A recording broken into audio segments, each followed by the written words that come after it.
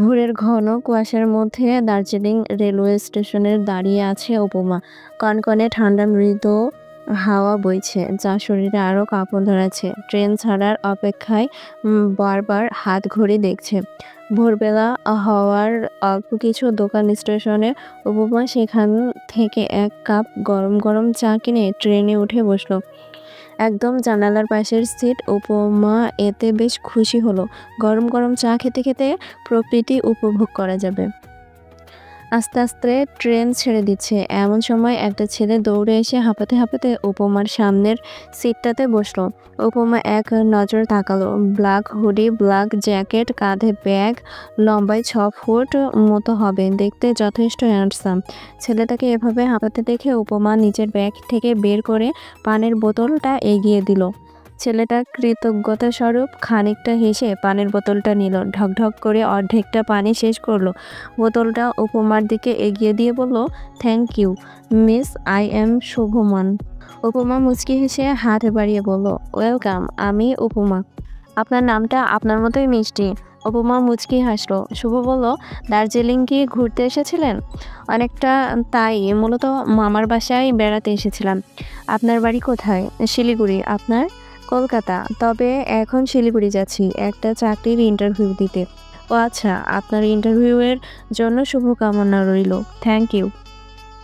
Train দ্রুতবেগে চলতে লাগলো। চারদিকে সাদা কুয়াশার চাদরে ঢাকা। ভোরের ঠান্ডা বাতাসে উপমার চুলগুলো এলোমেলোভাবে উড়ে এসে উপমার চোখে মুখে আছড়ে পড়ছে।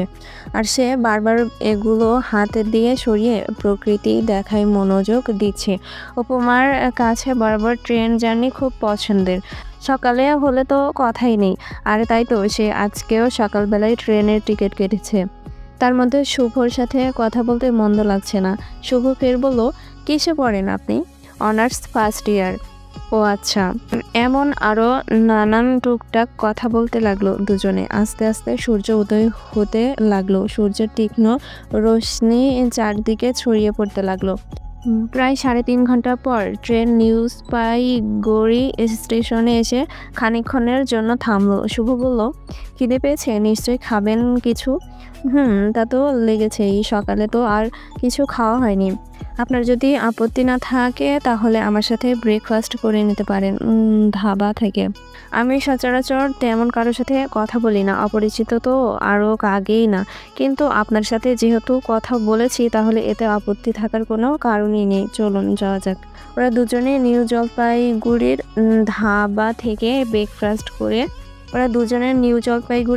ধাবা থেকে ব্রেকফাস্ট সেরে আবার ট্রেনে উঠে বসলো। উপমা একটা বই নিয়ে ওটা পড়ায় মনোযোগ দিল। ট্রেন জার্নিতে উপমার বই পড়ার অভ্যাস পুরনো। ট্রেন জার্নি, চা আর সাথে বই হলে তো উপমার আর কিছুই লাগে না। আর এদিকে শুভমান উপমাকে দেখতেই ব্যস্ত। ফর্সা চেহারা, চোখে চশমার মেয়েটাকে দেখতে বেশ। শুভর ভীষণ ভালো লেগেছে। কখনো কোনো মেয়েকে এতটা ভালো লেগেছে বলে ওর মনে হয়নি। এই মেয়েটার প্রতি আলাদা একটা অনুভূতি জন্মাচ্ছে। খানিক বাদে জিজ্ঞেস করলো, আপনি বই পড়তে ভালোবাসেন? ভীষণ। ট্রেনে উঠলে সবসময় আমি বই পড়ি, এটা আমার অভ্যাস বলতে পারেন। একটা কথা বলবো? হ্যাঁ অবশ্যই। আমরা কি বন্ধু হতে পারি? হওয়া যায়। ট্রেনে এসে থামলো শিলিগুড়ি স্টেশনে। দীর্ঘ 7 ঘন্টা ট্রেন জার্নির অবসান ঘটলো। উপমা আর শুভ ব্যাগ নিয়ে নেমে পড়লো। উপমা বলল, এই প্রথম ট্রেনে কারোর সাথে এত কথা বলেছি, এতটা মিশেছি, বেশ ভালো লেগেছে। আপনার সাথে কথা বলে ধন্যবাদ আমার ট্রেন জার্নিটা এত সুন্দর করার জন্য। আপনাকেও ধন্যবাদ। কারোর সাথে আমিও কখনো এভাবে বন্ধুত্ব করিনি। উপমা বলল, এই জার্নিটা খুব মিস করব, আপনাকেও ভীষণ মিস করব। খানিক থেমে বলল, আচ্ছা আমাদের কি আবার কখনো দেখা হবে? সৃষ্টিকর্তা চাইলে আবারও দেখা হবে। আসছি, বাই বলে শুভ হ্যান্ডশেকের জন্য হাত বাড়িয়ে দিল। উপমা হাত মেলাতেই শুভ উপমার হাতে একটা চিরকুট গুজে দিল। উপমাও বাই বাই বলে দিল। শুভ মুচকি হেসে উল্টো ঘুরে হাঁটা শুরু করলো। উপমাও নিজ গন্তব্যে রওনা দিল। কিছুটা এগিয়ে চিরকুটটা খুলল। আমার নাম্বার, যদি কখনো ইচ্ছে হয় তাহলে কল দিতে পারেন। উপমা মুচকি হাসলো, চিরকুটটা ভাঁজ করে আবারও হাঁটতে লাগলো। বাড়িতে এসে উপমা চিরকুটটা ভাঁজ করে ডায়েরির ভাঁজে রাখলো। উপমার মা শিলা বেগম চেঁচিয়ে বলতে লাগলেন, কিরে ফ্রেশ হয়ে তাড়াতাড়ি খেতে আয়, দুপুর তো গড়াতে চললো, কখন খাবার খাবি? এই তো আসছি মা। উপমা ফ্রেশ হয়ে খাওয়া দাওয়া শেষ করে উপমার বাবা নেই, বাবা মারা যাওয়ার পর উপমার ভাই আদি ওদের সংসারের হাল ধরেছে। খেয়ে এসে বিছানায় শুতেই ওর চোখে ঘুম এসে ভর করলো। সন্ধ্যার পর ঘুম থেকে উঠে পড়তে বসলো। মামার বাড়িতে ছুটি কাটানোর কারণে এতদিন অনেক পড়া মিস দিয়েছে, আর মিস দেওয়া চলবে না। পড়ার টেবিলে পড়তে বসেই ডায়েরি খুলতেই শুভমানের নাম্বারটা চোখে পড়লো। কল দিবে কি দিবে না সেটা নিয়ে অনেকটা দ্বিধা দ্বন্দ্বে কাটলো। শেষে ভাবলো একটা কল দেওয়াই যায়। ফোনটা হাতে নিয়ে শুভমানের নাম্বারে ডায়াল করলো। দুবার রিং হয়ে কেটে গেল। তৃতীয়বারের কেউ একজন ফোন তুললো। উপমা কিছু বলল না। অপর পাশ থেকে কয়েকবার হ্যালো হ্যালো শোনা গেল। অপর পাশের ব্যক্তি শেষে বিরক্ত হয়ে বলল, কে আপনি? কথা বলবেন না? যখন কল দিয়েছেন কেন? যত সব বিরক্তিকর। বলে কল কেটে দিতে যাবে এমন সময় উপমা বলল, আপনি কি শুভমান? হ্যাঁ, কে বলুন তো আপনি? আমার নাম্বার কোথায় পেলেন? এত তাড়াতাড়ি ভুলে গেছেন আমার কণ্ঠ? দিনের বেলা তো নিজেই আমাকে নাম্বার দিলেন। ও আপনি? কি মনে করে ফোন দিলেন? এমনিতেই কথা বলার জন্য। ইন্টারভিউ কেমন হলো আপনার? ভালো তো। ভালো তো খাওয়া দাওয়া হয়েছে? আপনার? আরও কিছুক্ষণ কথা বলে লাইন কেটে দিয়ে উপমা পড়তে বসলো। পড়া শেষ করে খাবার খেয়ে ঘুমাতে গেল। বেশ কিছুদিন কেটে গেল। এর মধ্যে একবার ফোনের কথা হয়েছে শুভমানের সাথে, কিন্তু নিজে থেকে উপমা বা শুভমান কেউই কখনো দেখা করার কথা বলেনি। বেশ রোদ আজকে বাইরে। উপমা ঘেমে নেমে একাকার। ভার্সিটি থেকে বের হওয়ার পর কোনো ট্যাক্সি পাচ্ছে না। সেই কখন থেকে ট্যাক্সির জন্য দাঁড়িয়ে গেছে। এক প্রকার বিরক্ত নিয়ে দাঁড়িয়ে উপমা টিস্যু দিয়ে কপালের ঘামটুকু মুছে নিল। বিরক্তিকর দৃষ্টিতে সামনে তাকাতেই দেখলো অপর পাশে থেকে রোড ক্রস করে শুভমান এই পাশে আসছে। শুভমানকে আসতে দেখে উপমা বলল, আরে আপনি? What a surprise! আপনি কোথায় যাচ্ছিলেন? এই তো ভার্সিটি থেকে বাড়ি ফিরছিলাম। ও আচ্ছা, আপনি তো ঘেমে একদম অবস্থা খারাপ। চলুন একটা রেস্টুরেন্টে বসে কথা বলা যাক। কিন্তু বাড়ি যেতে তো আমার লেট হয়ে যাবে। সমস্যা নেই, চলুন। উপমা আর শুভমান রেস্টুরেন্টে বসে আছে। খানিক নীরবতার পর শুভমান বলেছিলাম না, সৃষ্টিকর্তা যদি চায় আমাদের আবারও দেখা হবে। দেখলেন তো কিভাবে আবার দেখা হয়ে গেল? সবই ওপরওয়ালার ইচ্ছা। আচ্ছা, কি খাবেন? অর্ডার দিন।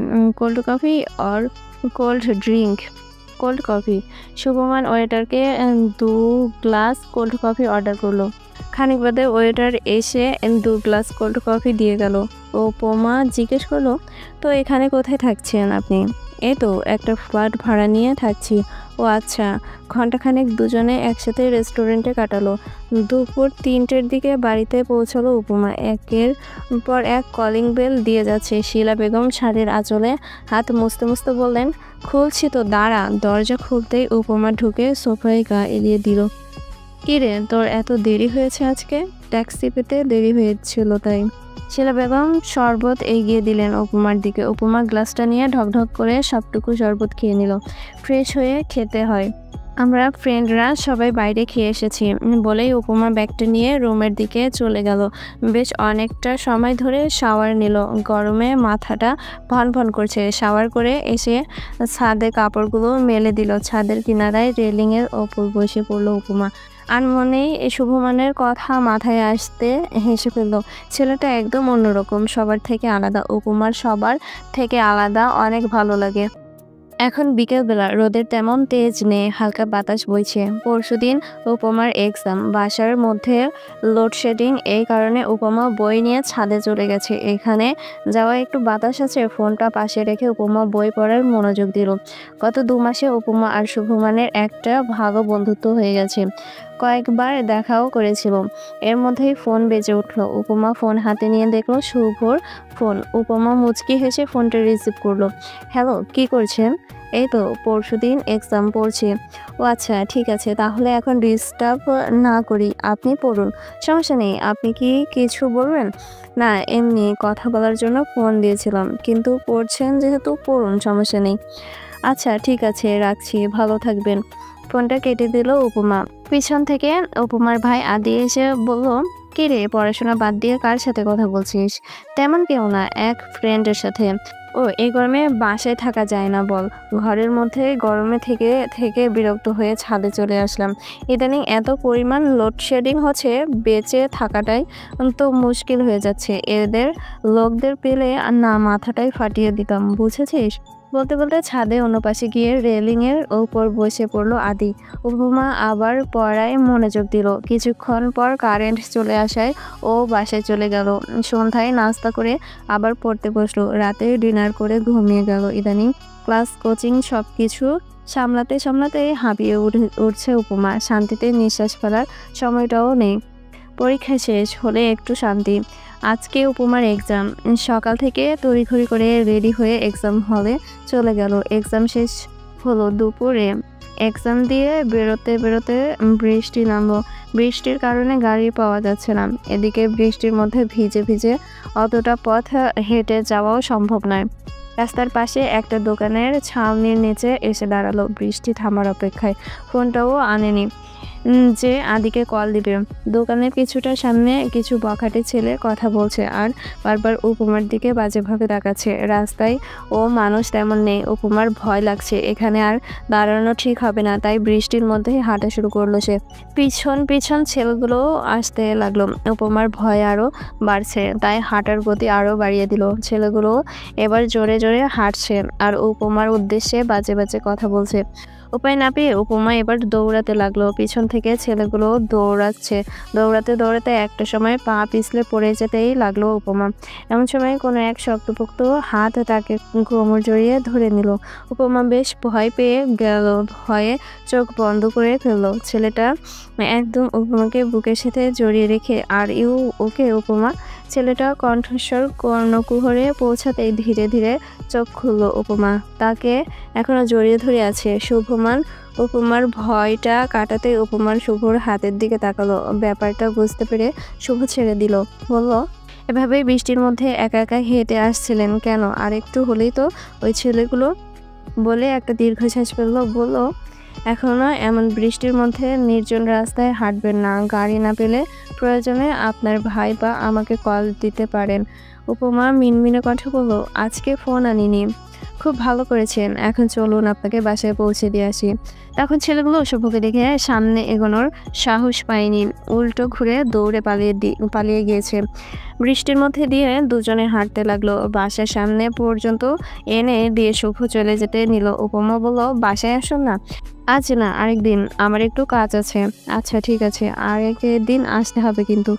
আচ্ছা আসবো, বলে শুভমান চলে গেল।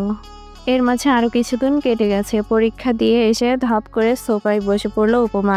আদি ল্যাপটপে কাজ করছিল। ল্যাপটপে চোখ রেখে জিজ্ঞেস করলো, পরীক্ষা কেমন হয়েছে তোর? উপমা পানি খেতে খেতে জবাব দিল, এই তো ভালোই। যা, ঘরে গিয়ে ফ্রেশ হয়ে নে, তারপর খাবার খেয়ে ঘর পরিষ্কার করবি। আমার এক ফ্রেন্ড আসবে, সারাদিন এটা সেটা খেয়ে ঘরের মধ্যে পকেট ফেলে কি অবস্থা করেছিস। বাসায় কেউ আসলে আমাদেরকে পাগল বলবে। উপমার কিছু না বলে মুখ গোমরা করে উঠে চলে গেল। কিছুক্ষণ বাদে এসে খাবার খেয়ে আদির চোখ ফাঁকি দিয়ে আস্তে আস্তে রুমের দিকে পা বাড়াতেই নিচ্ছিল। এমন সময় আদির গম্ভীর কণ্ঠে উপমার পা থেমে গেল।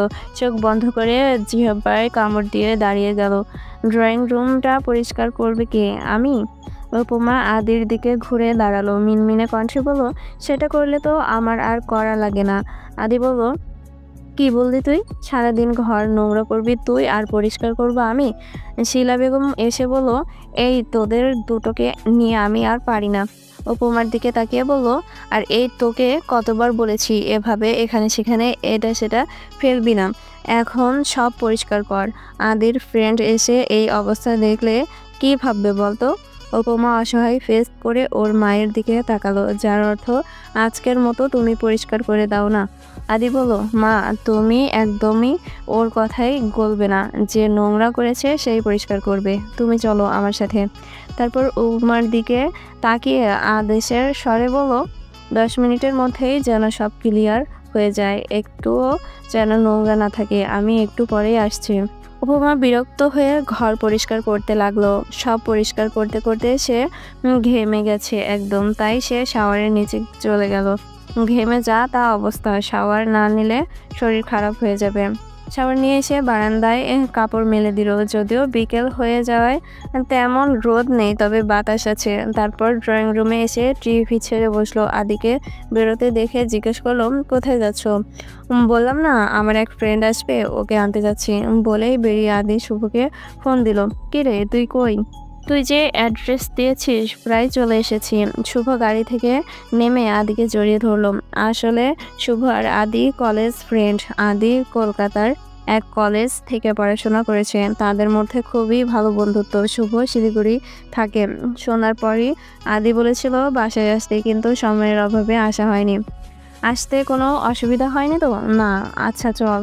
আদি বাসার গেট দিয়ে ঢোকার সময় শুভ খানিকটা অবাক হলো, কারণ এই বাসায় তো উপমারাও থাকে। শুভকে কিছু একটা ভাবতে দেখে আদি জিজ্ঞেস করলো, কিরে কি ভাবছিস? চল। শুভ মাথা নাড়িয়ে বলল, কিছু না, চল। বাসায় ঢুকেই শুভ আর উপমা দুজন দুজনকে দেখে অবাকের চরম সীমায় পৌঁছালো। আদি বলল, ও হচ্ছে আমার ছোট বোন উপমা। শুভ উপমার দিকে তাকিয়ে বলল, আপনি আদির বোন? আমার তো বিশ্বাসই হচ্ছে না। উপমাও অবাক হয়ে গেল। শুভমান তাহলে ভাইয়ার বন্ধু? আদি বলল, এই এক সেকেন্ড, তোরা কি দুজন দুজনকে চিনিস? শুভ বলল, আরে ওই তো সেই মেয়ে যার সাথে আমার ট্রেনে পরিচয়, যার কথা তোকে আমি বলেছিলাম। আদি রেগে গিয়ে শুভর কলার চেপে ধরলো। কি বললি তুই? তোর এত বড় সাহস? তুই এতদিন ধরে আমারই বোনকে ভালোবাসার কথা আমাকে বলেছিস? যা, এখনই বেরিয়ে যা এখান থেকে, বেরিয়ে যা বলছি। তোকে কিছুতেই আমি আর সহ্য করতে পারছি না। উপমার তো সব মাথার ওপর দিয়ে যাচ্ছে, কিছুই বুঝে উঠতে পারছে না। শুভমান তাহলে ওকে ভালোবাসে, কিন্তু ওকে তো কখনো বলেনি। শুভ আর কিছু না বলে উপমার দিকে একবার তাকিয়ে চলে গেল। এত চিৎকার শুনে শিলা বেগম বেরিয়ে এলেন। কি হয়েছে? এত চেঁচামেচি কিসের? আদি চিৎকার করে বলে উঠলো, তোমার মেয়েকে সামলাও। ট্রেনে রাস্তায় যার খুশি তার সাথেই কথা বলবে, যার খুশি তার সাথে বন্ধুত্ব করবে, এমন শিক্ষা তো আমরা ওকে দেইনি। উপমার দিকে তাকিয়ে বলল, একটা কথা তোকে বলে রাখি, কখনো শুভর সাথে কোনো যোগাযোগ রাখবি না, আর কোনোদিন কোনো ছেলের সাথে কথা বলবি না, কথাটা যেন মনে থাকে। বলে হনহনিয়ে চলে গেল। রুমে গিয়ে দরজা লক করে দিল উপমা। ওর মা পিছন পিছন ডাকতে ডাকতে এসে দেখেন মেয়ে ঘরের দরজা বন্ধ করে দিয়েছে। বেশ কয়েকবার ডাকার পর উপমা দরজা খুলল না। আদির আজকের ব্যবহারটা উপমা কিছুতেই বুঝতে পারছে না। নিজের বন্ধুর সাথে কেউ এমন ব্যবহার করে? আর শুভ যে ওকে ভালোবাসে সেটা তো কখনো বলেনি, বা ওর কথাবার্তায় ও কখনো বোঝেনি উপমা। শুভমান ছেলেটার প্রতি তো তারও ফিলিংস আছে, আলাদা এক অনুভূতি যা কারো প্রতি কখনো কাজ করেনি। কিন্তু শুভ যে তাকে ভালোবাসে সেটা মনে হতেই খানিকটা লজ্জা লাগলো উপমার। পর মুহূর্তে নিজের ভাইয়ের করা ব্যবহারের জন্য ক্ষমা চাইতে হবে ভেবে শুভমানের নাম্বারে ডায়াল করলো। কয়েকবার রিং হতে হতে কেটে গেল। শেষবারে কল রিসিভ হলো। Hello hello Shubman, hello. অনেকক্ষণ নীরবতা। উপমা বলল, কথা বলবেন না আমার সাথে? ভাইয়ার ব্যবহারের জন্য আমি আপনার কাছে ক্ষমা চাইছি। সরি, ভাইয়ার ব্যবহারের জন্য আমি খুবই দুঃখিত। প্লিজ ভাইয়ার কথায় রাগ করে আমার সাথে কথা বলা বন্ধ করবেন না। থমথমে গলায় শুভমান বলল, আদি ভুল কিছু বলেনি, তার জন্য আপনি ক্ষমা চাইছেন কেন? যে কোনো ভাই রেগে যেত এ পরিস্থিতিতে। আপনি যে আমার ভালোবাসেন আমাকে তো কখনো বলেননি। ভেবেছিলাম কিছুদিনের মধ্যেই জানাবো। এখানে আসার পর ট্রেন থেকে শুরু করে আপনার সাথে ঘটে যাওয়া সমস্ত ঘটনাই বলেছিলাম আদিকে, শুধু আপনার নামটাই বলা হয়নি। আদি এই ব্যাপারে অনেক সাপোর্ট করেছিল আমায়, কিন্তু ও যে এভাবে রিয়াক্ট করবে সেটা আমি ভাবতেও পারিনি। ভাইয়া এসব প্রেম ভালোবাসার ব্যাপারে খুবই স্ট্রিক্ট। এসব কখনোই সাপোর্ট করে না। কখনো কোনো ছেলের সাথে বন্ধুত্ব তো দূরে থাক, কথা বলতে অবধি আমায় দেয়নি। কয়েক বছর আগে একটা মেয়ের সাথে ভাইয়ার রিলেশন ছিল। মেয়েটা ভাইয়াকে ঠকিয়ে অন্য একটা ছেলেকে বিয়ে করেছে। তারপর থেকে ভাইয়া এমন হয়ে গেছে। আচ্ছা বুঝলাম। একটা কথা আপনাকে বলতে চাই। বলুন। এমন সময় জোরে জোরে আদি দরজা ধাক্কাচ্ছে আর ডাকছে, ভাইয়া ডাকছে, আমি আপনার সাথে পরে কথা বলছি, বাই বলে উপমা কল কেটে দিল। কিরে এতক্ষণ ধরে দরজা ধাক্কাচ্ছিস, দরজা খুলছিস না কেন? উপমা দরজা খুলতে খুলতে বলল, ঘুমিয়ে পড়েছিলাম, 9টা বাজতে চলো, ডিনার করবি চল। ডিনার শেষে রুমে এসে ভালো করে দরজা বন্ধ করে ফোন নিয়ে বারান্দায় চলে গেল উপমা। রিং হতেই শুভ রিসিভ করলো। উপমা বলল, ওই সময় কি বলতে চেয়েছিলেন এবার বলতে পারেন। বলবো, আগে বলুন আপনি এত আস্তে আস্তে কথা বলছেন যে, পাশে কি কেউ আছে? পাশে কেউ থাকলে তো ফোনই দিতে পারতাম না। ভাইয়া আপনার সাথে কথা বলতে নিষেধ করেছে আর ভাইয়া পাশের রুমে আছে, তাই এভাবে কথা বলছি। তো আদির নিষেধের পরও আমার সাথে কথা বলছেন যে? আদি দেখলে তো আপনাকে বকবে। ভাইয়া দেখবে না। যাই হোক, নিষেধ তো করেছে, নিষেধ করলে কি হবে? ভাইয়ার সব কথা শুনতে তো আমি বাধ্য নই, কারণ আমি আপনাকে বলেই উপমা থেমে গেল এক নাগাড়ে। বলতে বলতে ওর খেয়ালই নেই কি বলছে। ওই শুভ বলল, কি হলো, থেমে গেলেন কেন? আপনি আমাকে কি? উপমা থেমে থেমে বলল, কিছু না। উপমার কথা বলার ধরনে শুভ নিঃশব্দে হাসলো। কিছু তো একটা বলতেই নিচ্ছিলেন, কি বলুন তো? বললাম তো কিছু না। আচ্ছা আপনি কি আমাকে ভালোবাসেন? উপমা বেশ কিছুক্ষণ চুপ। শুভ মৃদু হেসে বলল, জানি বাসেন, নয়তো ভাইয়ের নিষেধ সত্ত্বেও লুকিয়ে লুকিয়ে আমায় ফোন করতেন না, আদির হয়ে আমার সরি বলতেন না। কি ঠিক বলছি তো? বেশ কিছুক্ষণ চুপ থাকার পর উপমা ছোট্ট করে জবাব দিল, তাহলে তখন কিছু না বললেন কেন? উপমা এবারেও চুপ। কিছুক্ষণ পর বলল, আমি ঘুমাবো, আমার ঘুম পাচ্ছে। শুভ বুঝতে পারলো উপমা লজ্জা পাচ্ছে, তাই আর কথা বাড়ালো না। ওকে, গুড নাইট। উপমা কিছু না বলে ফোন কেটে দিল। বেশ কিছুদিন কেটে গেল। শুভমান আর উপমার সম্পর্কে ভালোই চলছে, তবে সেদিনের পর আর দেখা হয়নি। ইনফ্যাক্ট দেখা করার কোনো সুযোগ নেই, কারণ এখন প্রতিদিন আদি উপমাকে ভার্সিটিতে নিয়ে যায় আবার নিয়ে আসে। ওদের দেখা করার কোনো সুযোগ নেই। ড্রয়িং রুমে বসে শুভর সাথে মেসেজে কথা বলছিল উপমা। হঠাৎ ওর মায়ের ডাকে ফোনটা সোফায় রেখে চলে যায়। এর মাঝেই আদি ড্রয়িং রুমে এসে বসে। এ সময় উপমার ফোনে মেসেজ টোন বাজে। আদি হাতে নিয়ে দেখে শুভর মেসেজ। সাথে সাথেই আদির মেজাজ তুঙ্গে উঠে গেল। চিৎকার করে উপমাকে ডাকলো। উপমা দৌড়ে আসতেই ওর গালে পরপর দুটো চড় মারলো। তোকে কতবার বারণ করেছিলাম যে শুভর সাথে কথা বলবি না, আমার কথা কানে যায় না, উল্টো ওর সাথে প্রেম করছিস? উপমা গালে হাত দিয়ে ফুপিয়ে কাঁদতে লাগলো। আজ থেকে তোর ফোন চালানো নিষেধ, তোর ফোন আমার কাছেই থাকবে, আর কখনো ফোন পাবি না তুই। বলেই ফোনটা নিয়ে চলে গেল আদি। উপমা সোফায় বসে বসে কান্না করতে লাগলো। এবার কি হবে? শুভর সাথে কথা বলবে কি করে? কখনো কি আর শুভর সাথে কথা হবে না? বেশ অনেক দিন কেটে গেছে। শুভ উপমার কোনো যোগাযোগ হয়নি। এর মধ্যে আর না দেখা হয়েছে। বেশ কিছুদিন যাবৎ উপমার ভার্সিটি যাওয়া বন্ধ। আদের করা নিষেধ ও যেন এই বাড়ির বাইরে পা না রাখে। এদিকে শুভ উপমার চিন্তায় পাগল হয়ে যাচ্ছে। শুভর কাছে উপমার একজন বান্ধবীর নাম্বার ছিল। কয়েকবার তাকে ফোনও করেছিল উপমার সাথে কথা বলার জন্য, কিন্তু উপমার বান্ধবীর থেকে জানতে পারে যে অনেকদিন ধরেই উপমা ভার্সিটিতে আসছে না। উপমার বিয়ে হয়ে যায়নি তো, এমন নানান রকম চিন্তা এসে ঘিরে ধরছে শুভকে। সকাল বেলা আদি বসে বসে ল্যাপটপে কাজ করছে। উপমা আস্তে আস্তে আদির পাশে এসে বসলো। উপমাকে হাঁসফাঁস করতে দেখে আদি বলল, কিরে কিছু বলবি? উপমা মাথা নাড়ালো। বল ভাইয়া, অনেকদিন তো হয়ে গেল, পড়াশোনা সব বন্ধ, ক্লাসগুলোও মিস হচ্ছে, আজকে ভার্সিটিতে যাই প্লিজ। আদি ল্যাপটপ বন্ধ করে উঠে দাঁড়ালো। না বলতে উদ্যত হতেই শিলা বেগম এসে বললেন, উপমা তো ঠিকই বলছে রে, অনেকদিন পড়াশোনা সব মিস হচ্ছে, আজকে যাক না। না তুমিও বলছো? দরকার হলে তুই সাথে করে নিয়ে যা, আবার তুই নিয়ে আসিস। আদি কিছুক্ষণ নীরব থেকে গম্ভীর কণ্ঠে বলল, ঠিক আছে, রেডি হয়ে নে। উপমার ঠোঁটে হাসি ফুটে উঠল। অনেকদিন ওর বাইরে যাওয়া হয় না, প্রকৃতির আলো বাতাস থেকে দূরে, মনটাও খারাপ হয়ে আছে। এদিকে প্রায় 15 থেকে 20 দিন হতে চলল শুভমানের সাথেও কোনো যোগাযোগ নেই। এখন আর কিছুই ভালো লাগে না ওর, ফোনটাও নেই যে কোনোভাবে যোগাযোগ করবে। উপমা তাড়াতাড়ি করে রেডি হয়ে নিল। আদি উপমাকে বাইকে করে ভার্সিটির সামনে নামিয়ে দিয়ে বলল, আমি এসে তোকে নিয়ে যাব, ভার্সিটিতেই থাকিস। উপমা মাথা নাড়িয়ে ভিতরে চলে গেল। ও ক্লাসে আসতে ওর বান্ধবী মিনা বলল, কে কোথায় ছিলি এতদিন? তোর কোনো খোঁজ খবর নেই, ক্লাসও করছিস না, ফোনও ধরছিস না। এদিকে তোর খবর জানতে শুভমান ভাইয়া কতবার আমায় ফোন দিয়েছে জানিস তুই? ছেলেটা তোর জন্য পাগল পাগল হয়ে গেছে, একটুখানি কথা বলার জন্য, একটুখানি দেখা করার জন্য। আর তুই সব কিছু বন্ধ করে বাড়িতে বসে আছিস। উপমা মিনাকে জড়িয়ে ধরে কেঁদে দিল। এতদিনের সমস্ত কথা মিনাকে খুলে বলল। মিনা বলল, দেখিস সব কিছু ঠিক হয়ে যাবে। এর মধ্যে ক্লাসের টিচার চলে আসলো। দুটো ক্লাসের পর অফ পিরিয়ডে মিনা আর উপমা গিয়ে ক্যান্টিনে বসলো। উপমার দিকে ফোন এগিয়ে দিয়ে বলল, কথা বলবি ভাইয়ার সাথে? উপমা কাঁপা কাঁপা হাতে ফোনটা হাতে নিল। বলল, আমার তো নাম্বার মনে নেই।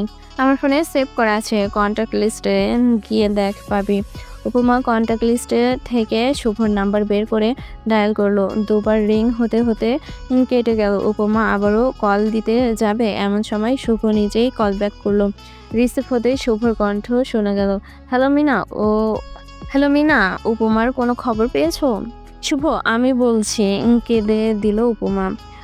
উপমার কণ্ঠ ও কানে পৌঁছাতেই শুভ বলল, উপমা উপমা তুমি কেমন আছো? এভাবে কেঁদো না প্লিজ। উপমা তখনও কেঁদেই চলেছে। তোমার তোমার সাথে আমার কথা আছে, কান্না অফ করো প্লিজ। মিনা উপমার হাত ধরে বলল, এই উপমা কাঁদিস না, কান্না অফ কর প্লিজ। দেখ ভাইয়া তো কিছু বলবে তোকে। উপমার কান্না আস্তে আস্তে বন্ধ হয়ে এলো, তবে এখনো নাক টেনে যাচ্ছে। কোথায় ছিলে এতদিন? তুমি জানো তোমার জন্য আমার কতটা চিন্তা হচ্ছিল। অনেক দিন ভার্সিটি আসছো না, আর তোমার ফোনটাও সুইচ অফ। কি হয়েছে বলো তো? সেদিন আদির ফোন নিয়ে যাওয়ার পর থেকে সমস্ত ঘটনা উপমা শুভকে বলল। শুভ বলল, চিন্তা করো না, সব ঠিক হয়ে যাবে। দেখো, আচ্ছা তুমি কোথায় এখন? ভার্সিটিতে তো? হ্যাঁ। ওকে, তুমি ওয়েট করো, আমি আসছি। প্রায় 1 ঘন্টা হয়ে গেছে উপমা আর মিনা ক্যান্টিনে বসে বসে ওয়েট করছে। শুভ এখনও আসেনি, আর কিছুক্ষণের মধ্যেই ভার্সিটি ছুটি হয়ে যাবে। তখন তো ভাইয়াও চলে আসবে।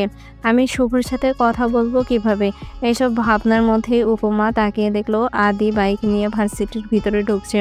মিনার হাত ঝাঁকিয়ে বলল, কি হবে আমার বলতো? শুভ যদি এখন আসে তাহলে তো ভাইয়া ওকে। মিনা উপমাকে আশ্বস্ত করে বলল, কিছু হবে না। আদি এগিয়ে এসে বলল, ক্লাস শেষ? মিনা উপমার দিকে তাকিয়ে কিছু একটা ইশারা করতেই উপমা বলল, না, আরও একটা প্র্যাকটিক্যাল ক্লাস আছে, তারপর বাড়ি যাব। ঠিক আছে, আমি ওয়েট করছি, তুই ক্লাস করে আয়। উপমা মিনার হাত ধরে একটা ক্লাসরুমে গিয়ে বসলো। ভাইয়াকে তো বললাম ক্লাস আছে, এদিকে তো 10 থেকে 15 মিনিট বাদে ভার্সিটি শেষ হয়ে যাবে। ওয়েট, দাঁড়া, আমি জিজ্ঞাসা করছি কোথায় আছে ভাইয়া। শুভর নাম্বারে ফোন দিল মিনা। শুভ তাড়াতাড়ি রিসিভ করলো। ভাইয়া আপনি কোথায়? এই তো তোমাদের ভার্সিটির ভেতরে ঢুকছি, তোমরা কোথায়? আদি ভাইয়া ক্যান্টিনের সামনে বাইকে বসে আছে। আপনি লাইব্রেরির ভবনের সামনে দিয়ে এসে মেইন ভবনের 3 তলায় চলে আসেন, আমরা ওখানেই আছি। ওকে, আমি আসছি, চিন্তা করিস না, ভাইয়া চলে এসেছে। উপমা মিনার হাত ধরে বলল, ভাইয়া যদি শুভকে দেখে ফেলে তাহলে? দেখবে না, কিচ্ছু হবে না, দেখিস। মিনিট 2-1-এর মধ্যেই শুভ এসে 3 তলায় বারান্দায় দাঁড়ালো। মিনা বারান্দায় এসে শুভকে দেখে হাত ধরে রুমের মধ্যে নিয়ে যায়। উপমার উদ্দেশ্যে বলল, তোরা কথা বল, আমি দেখি কেউ আসছে কিনা। বলে দরজাটা হালকা করে লাগিয়ে বারান্দায় এসে দাঁড়ালো। উপমা দৌড়ে গিয়ে শুভকে ঝাপটে ধরে কেঁদে দেয়। শুভ উপমাকে এক হাতে জড়িয়ে নিয়ে বলে, কেঁদো না, আমি এসেছি তো, দেখবে সব ঠিক হয়ে যাবে। উপমা কাঁদতে কাঁদতে বলল, ভাইয়া তো আমাকে বাড়ি থেকেও বের হতে দেয় না, ফোনটাও নিয়ে গেছে, যে তোমার সাথে কথাও বলতে পারছি না। তোমার সাথে কথা বলা ছাড়া তো আমি থাকতে পারবো না। উপমা শুভর বুকে মুখ গুজে কেঁদে চলেছে। এরই মধ্যে দরজায় নক করলো মিনা। তাড়াতাড়ি কথা শেষ কর, ভার্সিটি তো ছুটি। আদি ভাই এই বিল্ডিং এর দিকে এগিয়ে আসছে। আদির কথা শুনে উপমা মুখ তুলে শুভর দিকে তাকালো। শুভ পকেট থেকে একটা ফোন বের করে বলল, এই নাও, এটা তোমার কাছে রাখো। উপমা অবাক হয়ে তাকিয়ে রইল। কি হলো, তাকিয়ে আছো কেন? এটা তোমার জন্য, আদি আবার এসে পড়বে, ধরো এটা। উপমা ফোনটা নিল। এটাতে আমার নাম্বার সেভ করা আছে আর একটা সিম দেওয়া আছে। ওই সময় এটা কিনতে যাওয়াতেই একটু দেরি হয়ে গিয়েছে। উপমা আবারও শুভকে জড়িয়ে ধরলো। মিনা দরজায় নক করে বলল, ভাইয়া তো সিঁড়ি দিয়ে উঠছে, তাড়াতাড়ি আয়। উপমা শুভকে ছিঁড়ে দিয়ে দাঁড়ালো। ফোনটা ব্যাগে ঢুকিয়ে নাও বলে উপমার কপালে একটা চুমু খেলো। আসছি আমি, সাবধানে থেকো আর নিজের খেয়াল রেখো। কি করে যাবে ভাইয়ের সামনে দিয়ে? পেছনের ক্লাসের বারান্দা দিয়ে নেমে যাব। আমার জন্য চিন্তা করো না। এভাবেই যেতে হবে, উপায় নেই বলেই শুভ বেরিয়ে যেতে নিল। কি মনে করে আবারও পিছনে ফিরে তাকালো। উপমার ছলছল চোখে তাকিয়ে বলল, আমাদের আবারও দেখা হবে তো শুভমান? অবশ্যই হবে বলেই শুভ পেছনের দরজা দিয়ে বেরিয়ে গেল। উপমা ক্লাসরুম থেকে বেরিয়ে আসতেই আদি এসে দাঁড়ালো। কিরে তোরা দুজনে কি করছিস? সবাই তো বেরিয়ে গেছে। উপমা কিছু বলার আগেই মিনা বলল, আসলে ভাইয়া উপমা তো এতদিন আসেনি, তাই ও আমার থেকে নোটস লিখে নিচ্ছিল। আদি উপমার দিকে তাকিয়ে বলল, সবকিছু লেখা হয়েছে? হ্যাঁ, ওকে বাড়ি চল এবার। বাড়িতে এসে উপমা শাওয়ার নিয়ে লাঞ্চ করে রুমে এলো। রুমে এসে দরজাটা ভালো করে লক করে টেবিল থেকে ব্যাগটা নিয়ে এসে খাটের ওপর বসলো। ব্যাগ থেকে ফোনটা বের করে অন করলো। কন্ট্যাক্ট লিস্টে গিয়ে দেখলো শুভমান নাম দিয়ে একটা নাম্বার সেভ করা। উপমা নাম্বারটাতে ডায়াল করলো। কয়েকবার রিং হয়ে কেটে গেল। মিনিট 5 বাদে উপমা আবার রিং দিল। এবারও বিজি দেখাচ্ছে। উপমা মন খারাপ করে ফোনটা পাশে রেখে শুয়ে পড়লো। নিজে নিজে বলতে লাগলো, মোবাইল দিয়ে সিম দিয়ে এখন আর ফোন রিসিভ করছে না। ঠিক আছে, আমিও আর ফোন দিব না।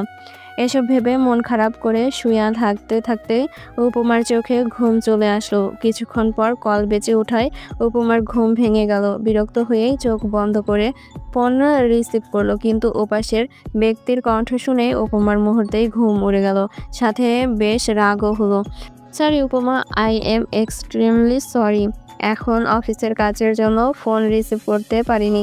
উপমা তখনও নিশ্চুপ, কোনো কথাই বলছে না। এই যে মিস, সরি বললাম তো, এবার তো কথা বলো। উপমা এবারও চুপ। দেখো আমার কিন্তু এভাবে ভালো লাগছে না। তুমি যদি কথা না বলো তাহলে কিন্তু আমি কল কেটে দিব। উপমা তখনও চুপ। ঠিক আছে, কথা বলতে হবে না। ওকে, আমি কল কেটে দিচ্ছি। উপমা নরম স্বরে বলে উঠল, শুভ কি হলো? এতক্ষণ কথা বলছিলে না কেন? আমি কতবার সরি বললাম, ইম্পর্টেন্ট কাজ ছিল তাই কল ধরতে পারিনি। তোমার ওপর অনেক রাগ হয়েছিল তাই। ওকে বাবা, সরি, আর কখনো এমন হবে না। তুমি জানো এমনিতেই তোমার সাথে এতদিন কথা না বলতে পেরে আমার কি অবস্থা, কতটা কষ্ট হচ্ছিল তোমাকে না দেখে থাকতে। উপমা এবার কেঁদেই দিল। এই কি হলো, কাঁদছো কেন? উপমা নাক টেনে টেনে বলল, আমারও তো একই অবস্থা। ভাইয়া যদি আমাদের না মেনে নেয় তাহলে কি হবে? আমি তোমাকে ছাড়া থাকতে পারবো না। প্লিজ ভাইয়াকে মানিয়ে নিও। কিছুদিন যেতে দাও, দেখবে আদি ঠিকই মেনে নিবে। যদি না মানে ভাইয়া তো তোমার নাম শুনলেই মানবে, ঠিকই মেনে নিবে। আরও কিছুক্ষণ কথা বলার পর উপমা ফোন রেখে ঘুমিয়ে পড়লো। সন্ধ্যায় মায়ের ডাকে ঘুম ভাঙলো। কিরে ওঠ, এবার পড়বি না আজকে? উঠছি। উপমা উঠে ফ্রেশ হয়ে এসে পড়তে বসলো। শিলা বেগম উপমার পাশে বসে বলল, তোর মামাতো ভাই অরুণ নিজে তোকে পছন্দ করেছে, আর তোর মামা মামির ও ইচ্ছে তাদের ঘরের বউ করবে তোকে। কালই তোর বিয়ে, আদি সব কথা বলে রেখেছে। কি বলছো কি তুমি? ভাইয়া আমার বিয়ে ঠিক করে ফেললো, তোমরা একটা বড় আমায় জানালে না? অরুণ তো আমাদের আত্মীয়ই, তাই আর তাছাড়া খুব ভালো ছিল। তোর মামা মামিও অনেক করে বললো, এই জন্য আর না করতে পারলাম না। আর অরুণ 3-4 দিন পরে জার্মানি চলে যাবে, তাই আর দেরি করতে চায় না বিয়েটা নিয়ে। এই কারণেই এত তাড়াতাড়ি সব ঠিক করা। কিন্তু আমার অরুণ ভাইকে বিয়ে করতে পারবো না। কেন? তুমি তো সব কিছু জানো মা, তারপরেও এমন করছো কেন? আমি তো শুভমানকে। এই শুভর নাম আর মুখেও আনবি না। দরজা দিয়ে ঢুকতে ঢুকতে আদি বলল, ভাইয়া আমি ওকে ভালোবাসি, ওকে ছাড়া কাউকে বিয়ে করব না। এই সব ভালোবাসা ভুলে যা, সম্ভব না, ওকে ভুলতে পারবো না আমি। এখন সব আবেগের বয়সে বলছিস, কিন্তু সত্যিকারের অর্থে ভালোবেসে কেউ পায় না, দিন শেষে ঠকে যায়।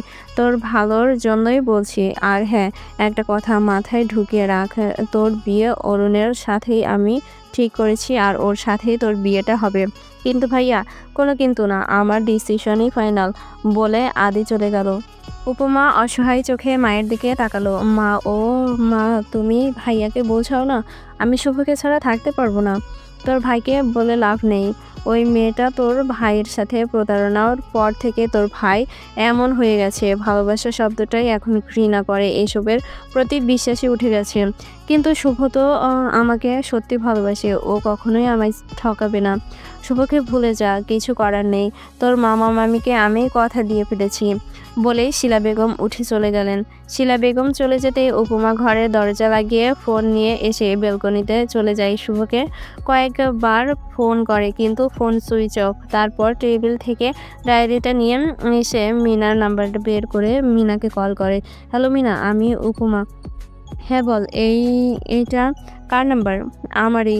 ভাইয়া, অরুণ ভাইয়ের সাথে আমার বিয়ে ঠিক করেছি। আমি বিয়ে করব না। মাকেও কতবার বলেছি ভাইয়াকে বোঝানোর জন্য, কিন্তু মা ও বলছে শুভকে ভুলে যেতে। আমি কি করব কিছু বুঝতে পারছি না। শুভ ভাইকে জানিয়েছিস? ওর ফোনে ট্রাই করেছিলাম, পাইনি, সুইচ অফ। আবার ট্রাই কর, আমি দেখছি কি করা যায়।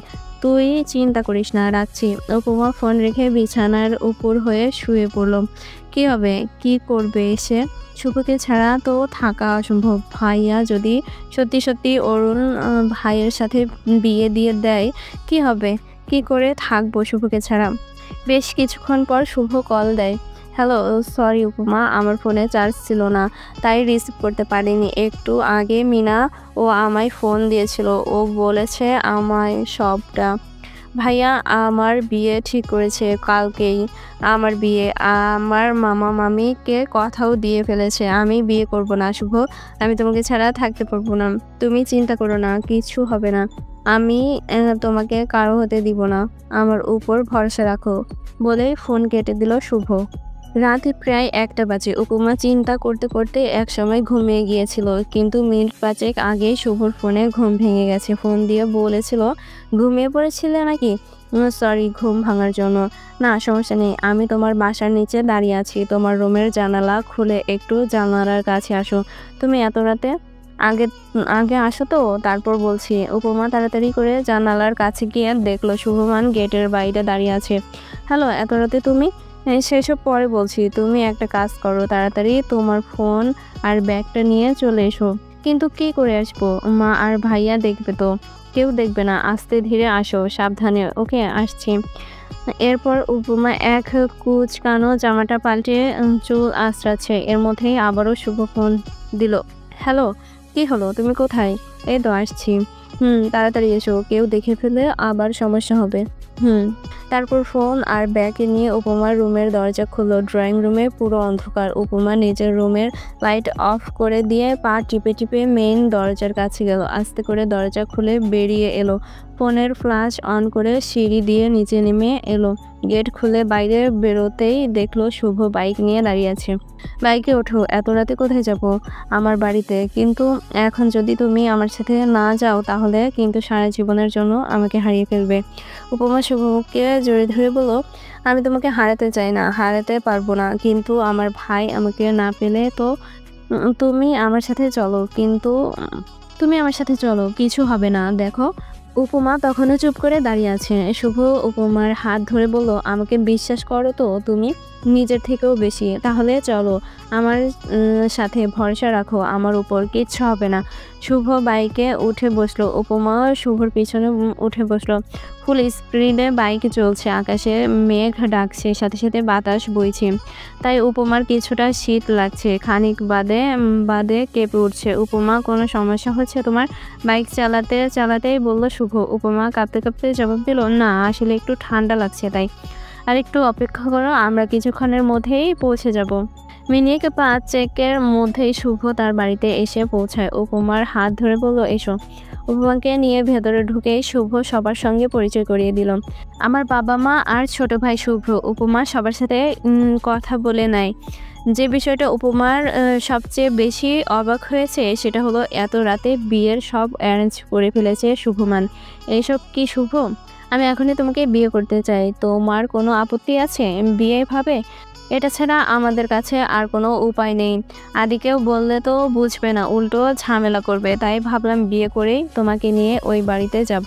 উপমা আর কিছু বলল না। শুভর মা উপমাকে বলল, ভিতরে এসো মা, আমার সাথে এসো, বলে উপমাকে একটা রুমে নিয়ে গেল। উপমাকে একটা গোলাপি কালারের শাড়ি পরিয়ে আর হালকা কিছু গহনা পরিয়ে নিয়ে এসে শুভর পাশে বসিয়ে দিলেন।